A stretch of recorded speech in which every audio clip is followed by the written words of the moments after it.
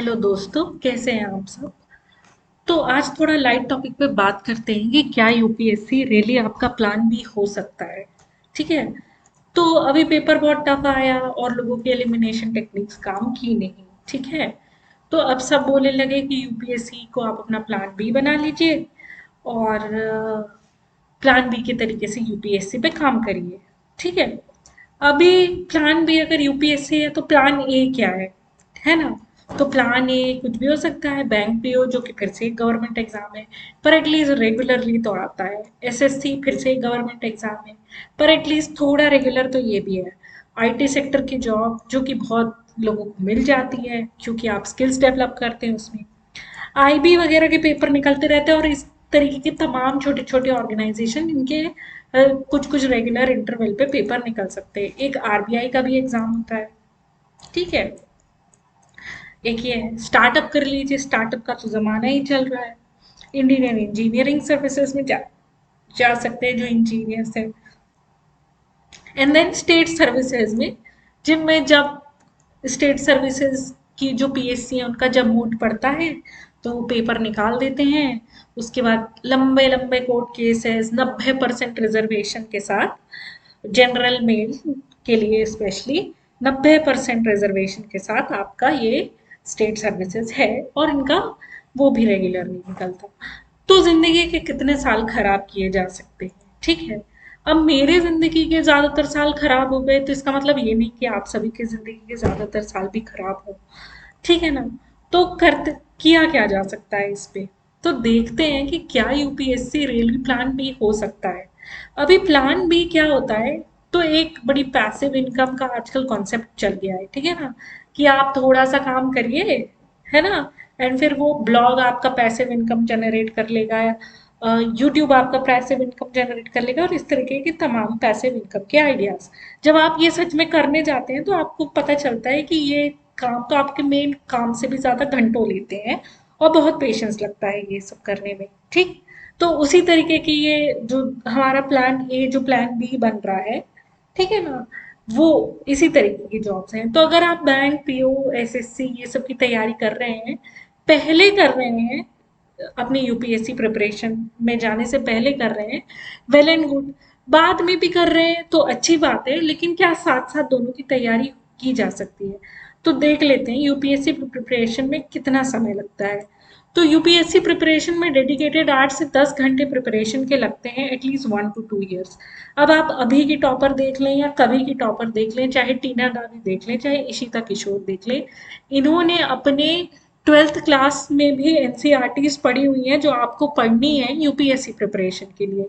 And आप सभी जो कि नॉन दिल्ली बेस्ड हैं, जो कि उन एलिट कॉलेजेस में भी कोटा होता है दिल्ली के स्टूडेंट्स के लिए, वहाँ पे कैंपसेस जाते हैं। वैसे तो बीए के यहाँ बाकी बाकी इंडिया में तो बीई के लिए कैंपसेस नहीं जाते, बीए की तो बात छोड़ ही दीजिए। ठीक है ना। तो अभी वहां से बीए करने के लिए तो ठीक है कि उन्होंने वहां से कर लिया, भाई सेंट स्टीफेंस का ठप्पा लग गया, वो हिंदू कॉलेज का ठप्पा लग गया, मिरांडा हाउस का ठप्पा लग गया, जेएनयू का ठप्पा लग गया। एंड प्लीज गलत मत समझिएगा, ये सब बहुत ही एलिट इंस्टीट्यूशंस हैं। ठीक है ना। बट अगर आप सोचिए कि कोई किसी रीजनल कॉलेज से बीए कर रहा है तो अब उसको कौन ये जॉब देगा बहुत आसानी से। तो देखिए आपको ये लोग प्रिपरेशन कर रहे थे, है ना। कब कर रहे थे, फ्रॉम देयर 11th क्लास उनकी प्रिपरेशन चालू हो गई थी। तो आप देखेंगे कभी कभी 11th 12th की एनसीईआरटी के टाइप के क्वेश्चन डायरेक्टली यूपीएससी में उठ के आ जाते हैं। कभी कभी आ जाते हैं एक या दो क्वेश्चन जो उनके लिए तो बहुत आसान रहते हैं पर आपने उसके लिए प्रिपरेशन करनी पड़ती है सिंपली। तो अब देखिए वो लोग तो उन्होंने 11th 12th में तैयारी करी, उन्होंने 3 साल तैयारी करी ड्यूरिंग देयर कॉलेज ईयर्स, उसके बाद भी उनका प्री नहीं निकलता है ना, 2 2 3 3 साल नहीं निकलता है। तो अगर आप देखें तो 11th 12th में उन्होंने बेस बनाया, 3 साल उन्होंने वो किया और 3 साल उनको और लगे। So this is about 2 + 3 + 3 which is about 8 years। तो 8 साल लगे उनको यूपीएससी प्रिपरेशन में। बस ये वो 8 साल थे जिसमें आप कोई ना कोई एजुकेशन ले ही रहे होते हैं। ठीक है ना। सो ये तो उनकी कहानी है। अब देखिए आईआईटियंस का तो अगर आप मेजरली आईआईटियंस का देखेंगे, not for everybody I am speaking, कुछ आईआईटियंस होते हैं बहुत मेहनत करके वो आईआईटी में जाते हैं, कुछ आईआईटियंस के डेफिनेटली सुपीरियर ब्रेन हो जाता है, बायोलॉजी हेल्प्स देम, ठीक है ना, तो वो बहुत तेज है यार, वो कुछ भी करेंगे they will get success in that thing, ठीक है ना। तो अब अगर आप इनमें से नहीं है तो प्लीज अपने आप को वहां पे कंपेयर मत करिए, है ना। तो आप देखिए कि यूपीएससी प्रिपरेशन के लिए टाइम कितना लगता है, तो वो बोलने से प्लान बी नहीं हो जाएगा, है ना, बोलने से प्लान बी नहीं हो जाएगा, उसको प्लान बी बनाने के लिए आपको एक डेफिनेट प्लान की जरूरत है। अभी आप देखिए, उसके लिए मल्टीपल स्किल्स की भी जरूरत पड़ती है, आपको एमसीक्यू सॉल्व करने आनी चाहिए, आपको आंसर राइटिंग आनी चाहिए, आपको डेली रेगुलरली न्यूज़पेपर पढ़ना है, आपको डेली रेगुलरली बहुत सारी स्टैटिक बुक्स पढ़नी है। तो इस तरीके से आपको हजारों चीजें करनी है यूपीएससी प्रिपरेशन के लिए डेली। तो प्लान बी कैसे कर सकते हैं, एंड इतना वास्ट सिलेबस है, डेडिकेटेड शेड्यूल चाहिए कवर करने के लिए, तो क्या कॉलेज से पास आउट बच्चा डायरेक्टली उसको प्लान बी मान ले, एंड कॉलेज के बाद डायरेक्टली गैप ईयर भी नहीं होना चाहिए if you want to join into a reputed private sector company. ठीक है, गैप ईयर तो वैसे भी प्राइवेट सेक्टर में बहुत अच्छा नहीं माना जाता, तो क्या करना चाहिए। तो और अगर आपने इन सारी नौकरियों को पकड़ लिया, तो देखिए डेफिनेटली एक ना एक ऐसा समय आएगा कि आपको अपने आप को इस प्रिपरेशन प्रोसेस से विड्रॉ करना पड़ेगा, बिकॉज ऑफ द कॉन्स्ट्रेंट्स, ठीक है ना, तो कहीं ना कहीं आपको समझौता करना पड़ेगा। So this is like this thing कि जैसे मान लीजिए आपका किसी भी जॉब में हो गया, एसबीआई पीओ में हो गया, ठीक है ना, तो एट द मैक्स, वैसे तो एसबीआई पीओ वालों में से मैंने कभी किसी को बहुत ज्यादा लीव नहीं लेते देखी, बट एट द मैक्स 2 या 3 महीने की आपको लीव मिल सकती है, इससे ज्यादा आपको लीव नहीं मिल सकती, ठीक है ना, क्योंकि यहाँ काम करना पड़ता है मोर और लेस, ठीक है। कहाँ काम नहीं करना पड़ता है, देखिए स्टेट सर्विसेज में एक बार आपका हो भी जाता है तो लोग बहुत बहुत छुट्टियां लेकर के बैठे रहते हैं, और उन छुट्टियों का कोई हिसाब नहीं रहता, ठीक है ना। तो अगर आपको, तो मैंने कई लोगों को खुद देखा है, सो दे कैन, उनका ऐसा है कि they will prepare for multiple attempts, क्योंकि उनको छुट्टियां मिल जाती हैं।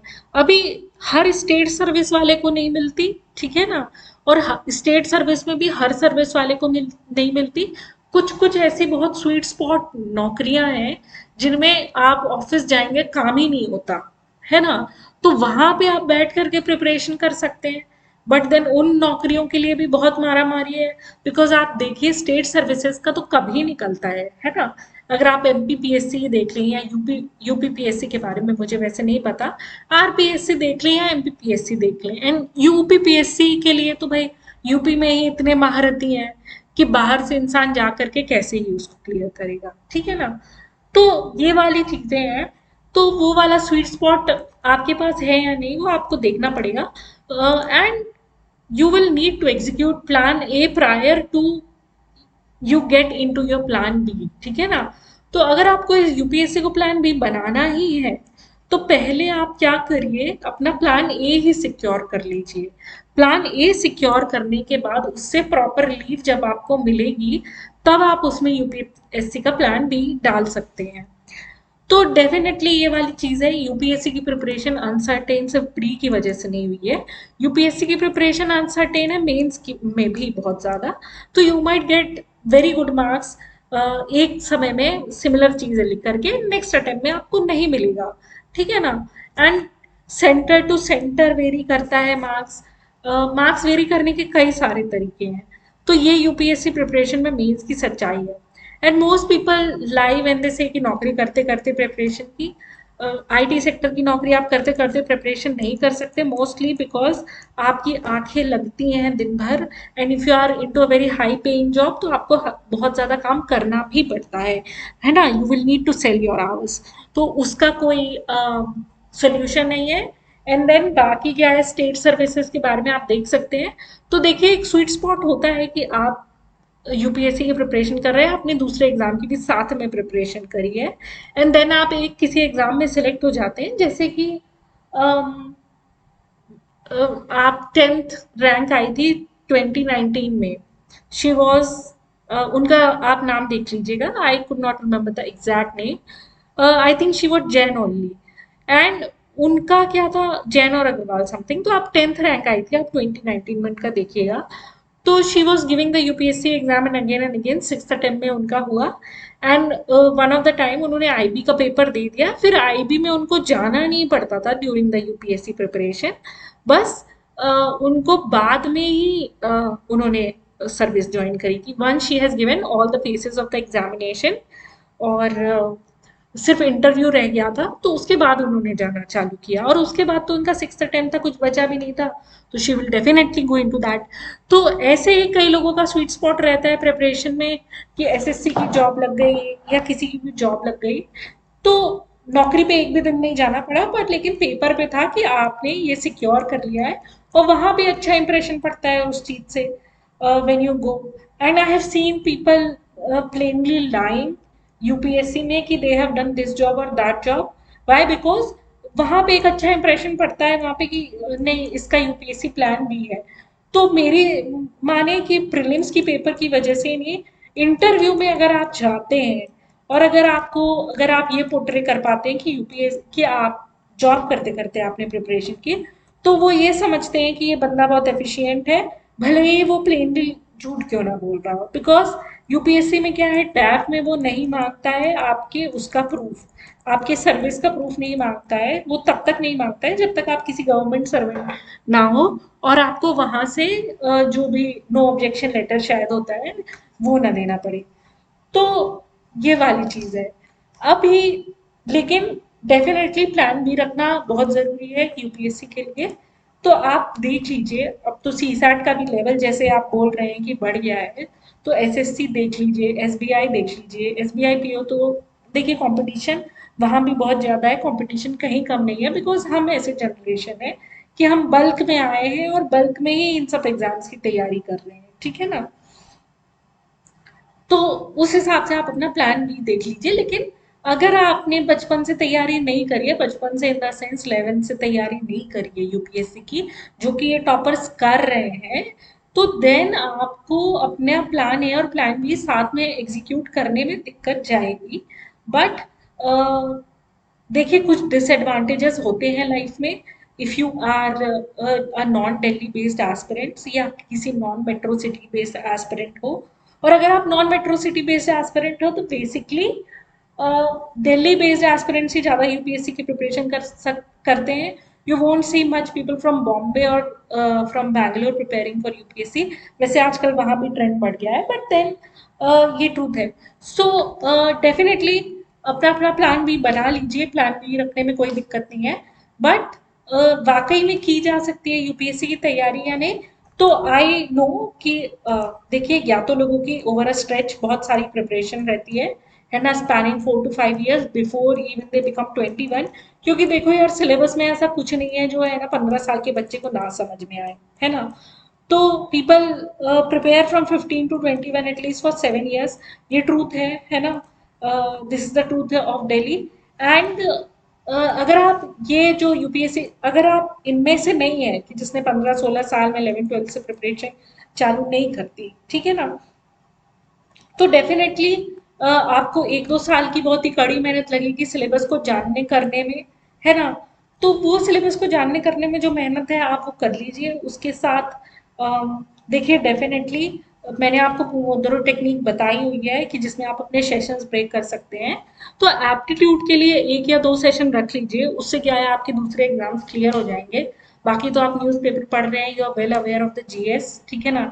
थोड़ा सा जीएस आप दूसरे पर्सपेक्टिव से भी पढ़ लीजिए, मॉक्स लगा लीजिए, ये सब कर लीजिए, and get into another service before getting into the UPSC examination. और अगर आप में से कोई इतना लकी है कि एक अटेम्प्ट में सिलेक्ट हो गया, तो definitely congratulations to you. But हाँ, देखिए, बिना प्लान बी के इतने साल रहना कोई बहुत ज़्यादा समझदारी की बात नहीं है। एंड देखिए, अपने ऊपर ब्लेम रखना बहुत ज़्यादा हर जगह सही नहीं है। बिकॉज आप देखिए, हर किसी के लिए वो अलग अलग रेस है यूपीएससी। तो एक ऑप्शनल को ज़्यादा मार्क्स मिलते हैं, है ना। समबडी इज हैविंग इज किसी को उस चीज़ की ट्रेनिंग ही मिली हुई है ना। तो आप कभी भी सेम पेडेस्टल पे नहीं रहते यूपीएससी में। देर आर डिफरेंट कैंडिडेट्स, उनका डिफरेंट डिफरेंट वो रहता है। तो आप उस चीज को इग्नोर नहीं कर सकते, उसमें कोई महान बात नहीं है क्लियर करने या ना क्लियर करने में, कोई शर्म की बात नहीं है। तो यहाँ पे इसे इमोशनैलिटी बिल्कुल भी हटा दीजिए, आप अपनी प्रिपरेशन करिए, प्लान बी को भी एग्जीक्यूट करिए। बट इन रियलिटी अगर आप प्लान बी को प्लान ए के साथ एग्जीक्यूट करना चाहते हैं तो बहुत डिफिकल्ट चीज़ है। You will need to do a lot of मेहनत, वहाँ पे किसी भी तरीके की काम चोरी काम नहीं आएगी। And if you want to execute your plan B after plan A, so it will depend on the nature of your job कि वो जॉब कैसी है, ठीक है ना, whether it gives you time or not। And अगर आप job करते करते करते हैं which is not a state government job और ऐसी जॉब कोई जो आपको टाइम दे देती है, तो it will be very difficult for you, है ना। तो ये मैं पहले बता दूं, लेकिन ज़रूरी नहीं है कि हर डिफिकल्ट चीज़ करना इम्पॉसिबल है। सो अगर आप ढूंढ सकते हैं तो take up a job that can give you some time to prepare, कुछ अच्छा प्रोफाइल बना लीजिए कि इन केस अगर आपको यूपीएससी के लिए जॉब छोड़नी पड़े और अगर आपको फाइनेंशियल क्राइसिस आए तो आप दोबारा से जॉब ज्वाइन कर सके, so that you can join again. And बाकी this was all I had to say about conducting the plan B. So all the best to all the aspirants and for UPSC preparation. We'll see you in the next video.